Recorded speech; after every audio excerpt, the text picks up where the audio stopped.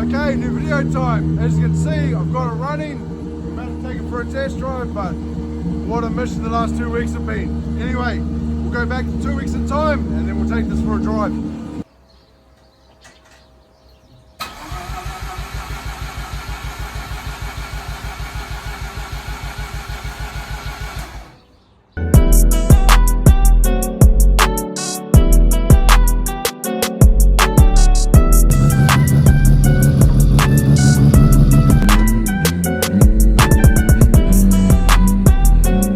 Okay, so first things first, this surge tank. Now, a few people commented, and for some reason I wasn't even thinking about it, but it's going to need a return line to the tank. So the fuel pumps were just over pressurizing it, so it needs somewhere to escape the pressure in a sense. So I've just gone and hooked this one up. Now, this I had run into a tank while I was trying to start this dog of a car, but what I'm doing is I don't have enough fittings coming out of the fuel tank. So my thought is to run a AN swivel T fitting, I think this is called. So one end is going to have my return line from the engine, and then in this end I'm going to have the return from the surge tank, and that's going to go into the one fitting that I have allocated in my fuel tank. So I'll get this mounted now. I'll sort this line out, cut it to length, run it to there, and should be good. So this is what we've got running here. That line there is plugged up and is running back to the tank now. So underneath the car, it looks a bit like that. So up the top there, we've got the return from the engine. Down here is from the surge tank. Now I'm aware that this will fill up full of fuel past this point here, but all of that physics, it will eventually drain into the engine, so I'm cool with that. So now what I need to do is I have some reading to do. So I've got this downloaded and printed out, and I'm going to see if I can sort out something with this ECU. So on my handset screen, it's got 12 point blah blah something MS. So that I actually read is that my injectors are open for 1.2 milliseconds or something like that, which I reckon is too much.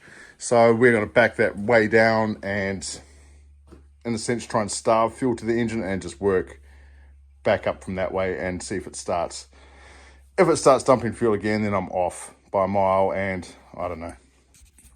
Rightio, so I've just jacked the front of the car up, and you can quite easily see all the fuel that's been dumped from somewhere up there.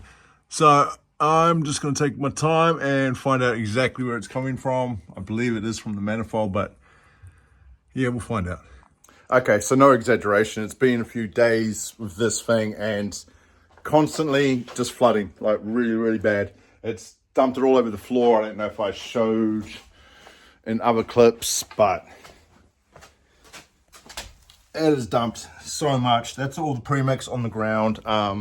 I've traced it back. It was coming out of the exhaust manifold, and it was getting that bad while I was trying to start it, that it was actually coming out just below the turbo flange. So be buggered if I know what was wrong with it. But today I was sitting there thinking about it, as you do, and crank map, I didn't even look at it. So I've been too busy changing the fuel maps while the car's running, but not the crank map to start the car. So I just checked it now, and I was sitting at 60%. Way too much fuel. So I've backed it off now. I've gone and put the plugs back in, so I'm going to start it again. But I tell you, it's been days. I would show you all the footage, but so frustrating. Hopefully this is it. So if you are looking for your crank map, it is on, what does he call them, pages? Page 22. So it's all worked on temperature base, so hot start, cold start. So where am I sitting here? It's labeled up that one at 24 degrees. So I had it at 70%. So that's 70% on top or extra fuel. So hopefully this is it. I've backed them right back down to 0. So there's no extra fuel coming in for the crank. So hopefully we get a kick or a bite or something. But yeah, okay, we'll have a go. Okay, so didn't start, but I don't have big pools of fuel under the car now, and there's not as much smoke coming out of the exhaust. So I think we're getting closer. Battery's gone flat again, so I'll let it charge up for a little while, and I'm going to try and defload the engine a bit more, and then hopefully we're on the right track. So as I said, I brought down the crank percent and also went through the water temperature setting and brought that down too, because I think those combined, not 100% sure how the crank map works. I'm pretty sure it works off temperature and something. I still need to read that book that I've got, but we're definitely getting closer. Yeah. Okay, so it's been a few days, and a lot of people have commented that I should be running a return line from the engine to the surge tank, and then a return line from the surge tank to the main tank. So I'm going to get rid of that setup I had, and I've just made up another line now. We're going to plug it into that last fitting, and hopefully it works. But I'm pretty sure the car is out of gas now, so I might go get some gas for it too. So there we have it. We've got return from engine, return to tank, feed to surge tank, and drain surge tank. So it's all plumbed up, all into the fuel tank and whatnot. So pretty happy with that setup now. Yeah, I don't think we can do much else with it. But what I'm going to do now is I'm going to put the ECU into check mode, or whatever it is, where it cycles the injectors and cycles the coils and the fans and whatnot. And I'm just going to use the test light to see if I've got spark. And then I suppose I need to check the injectors and then maybe try and start it again. I don't know. So back on working on this Rx8 again. Had a chat with Daniel yesterday. Now I'm running his Microtech in my Rx7, which came out of his 808. Now that was running a 13B Bridgie turbo with 1000cc injectors. So I'm going to go down to that car now. We're going to power it up, plug the laptop in, and see what those maps are like, and compare them to what the Rx8 maps are like. Obviously his car would have burned a bit more fuel than mine, but it's going to get us within the ballpark, I'm sure. So we'll go do that now. Okay, so just plug the laptop up to the Microtech in this car. Now this Microtech is only running the injection side of things, so fuel maps, all that other stuff should be still stored on this ECU. So sweet, we're in. So all I'm going to do is spend the next 10 minutes copying or writing down all the parameters in each cell, in each load cell, and later on we'll go back and check it over the Rx8 one and see what the difference is. Okay, so it's been half an hour, but finally got it all. So there is a few noticeable differences between the maps, but what I'll do is, as I said, I'll go input this all into the Rx8 and go from there. Okay, the car served its purpose, so we'll just leave this here again for a few more months. Keep in mind that I will be pulling this back out after Club Fest and getting it ready for a reunion with a fuel injection setup. But for now, we'll close the door. So it's been a few hours. As you can tell by the smoke, it started. So I entered in all those digits and whatnot. Took a little bit of a struggle, but it's fired up. But that's where the good part ends. If you walk around here,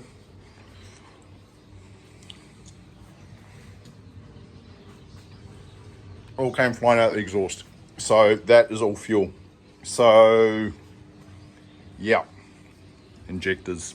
So they're either cheap shitty ones or they're stuck, I don't know, but that's insane. Definitely fuel. So yay. So I'm going to go ahead, rip all the injectors out and try and get them flow tested or whatever, but that's just insane.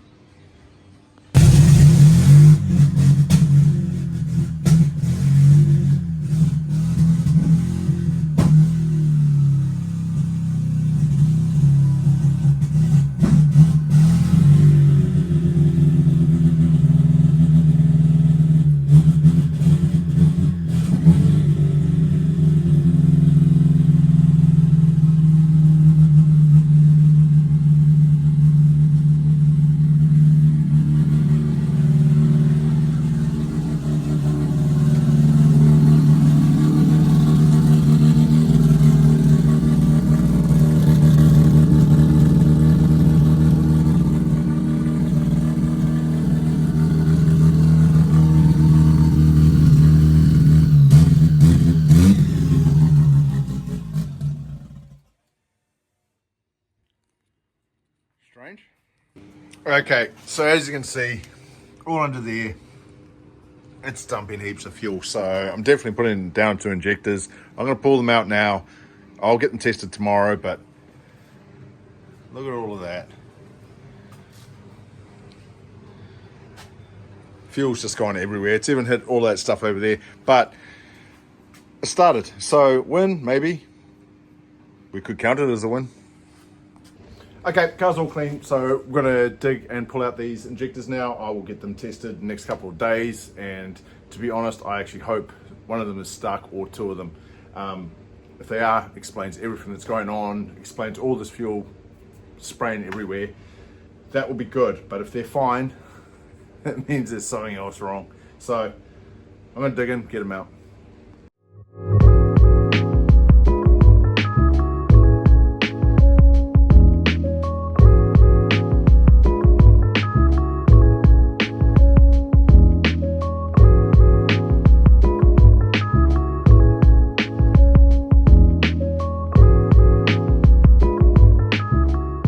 Okay, got them all out. So these here are my secondary injectors.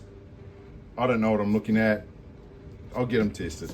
But what I did notice is these rubbers up here. On the secondaries, they're all good. On the primaries, not so good. So I don't know. It's almost like the fuel rail was too hard down on them. But that one was all right. This one is actually split right through there. So maybe that's something to consider. But yeah, I'll get these checked anyway. What's the part number on these? Whatever that is. Anyway, so that's where I'm gonna leave it for tonight, and we'll get back into this when these come back.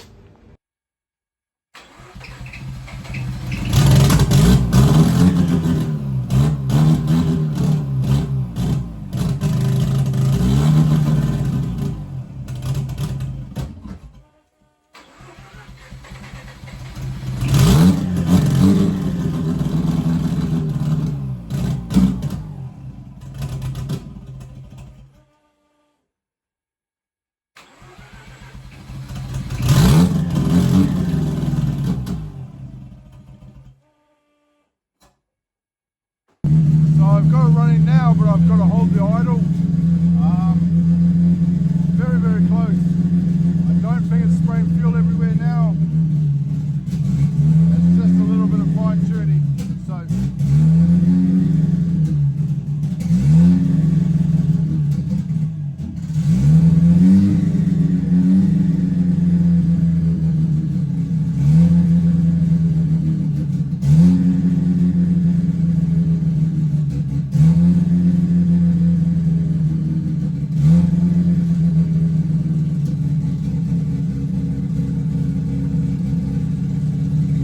So it's holding idle now. I'm just adding fuel to it.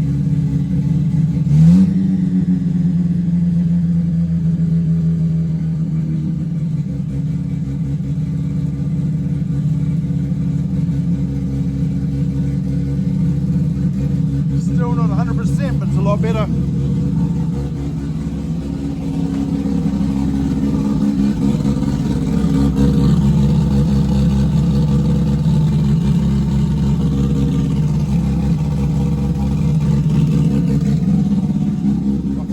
Turn the fuel pressure up, but it's running.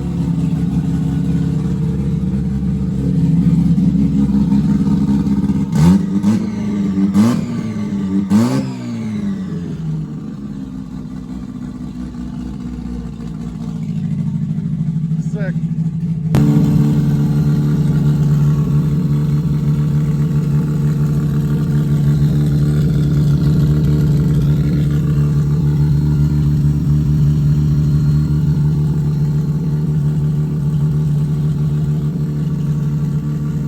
So very happy with that. Seems to be firing up nice and easy. There's a few little issues. It's idling way too high, but I can sort that. Fuel pressure reg is leaking out of the return line, so I need to take care of that. But what it ended up being was, from what I believe, I had two stuck injectors. Now, I don't know how, but on the primary injectors, there's a bracket that seats them down into the engine. Now, for some reason, that was excessively tight. So I couldn't even move my injectors side to side when I was trying to take them out last night. So what I did, I came home and I sprayed some, well, that CNC easy start stuff through the injector, and it was coming out the other end. So that was telling me that it was open without power to it, so not right. Gave them a tap, they closed up again, tested it again, it was fine. Put them back in the car and she fired straight up. So really, really happy with that. I do, as I said, I do need to take care of a few things, and definitely needs to tune. It's still definitely way out, but I wonder if I take it for a little bit of a drive tomorrow. I might just, we'll see. If it's in this video, I'm taking it for a drive. Okay.